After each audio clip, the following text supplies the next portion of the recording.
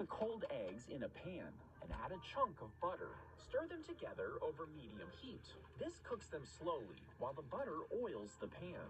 As you mix, scrape the bottom to prevent it from burning. And every 30 seconds, take them off the heat for 10 seconds while stirring.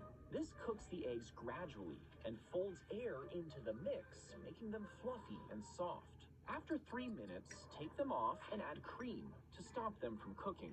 Then season with salt and pepper to finish off your perfect eggs. An egg starts in the ovary of a hen, where the yolk begins to develop. Over the course of a few days, it matures and is released into a long coiled tube. There, it meets up with the egg white, which begins to form around it. As the egg continues to move down the tube, the shell gradually develops, and after about a day, the egg is laid.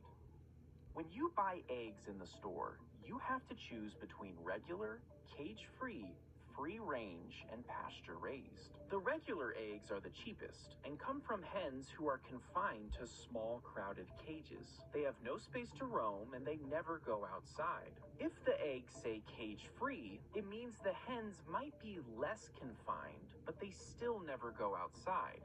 Free-range eggs are basically the same as cage-free, but the hens have some access to the outdoors, which most people think looks like this, but it typically looks more like this. Now, pasture-raised eggs come from hens who live outdoors, have plenty of space to roam, and eat a more natural diet. In my opinion, you should either buy regular or pasture-raised, because these two are kind of a scam. If you live in the US, you refrigerate your eggs.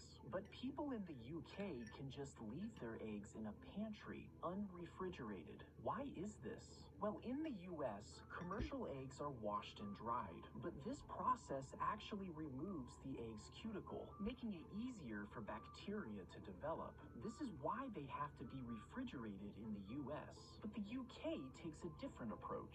They vaccinate their hens and skip the washing process, eliminating the need for refrigeration. This is Mike the chicken, and if you're wondering where his head is, well, let me explain. When Mike's owner was harvesting this chicken, as farmers do, the axe he was using somehow missed the jugular vein, and the chicken's brainstem was left mostly intact. This essentially allowed Mike the chicken to survive without his head for a year and a half.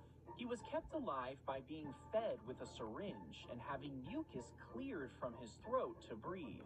After this, Mike the chicken became very popular and even went on tours with his owner. And the only reason he died after a year and a half is because they forgot to clear his throat, which caused him to suffocate.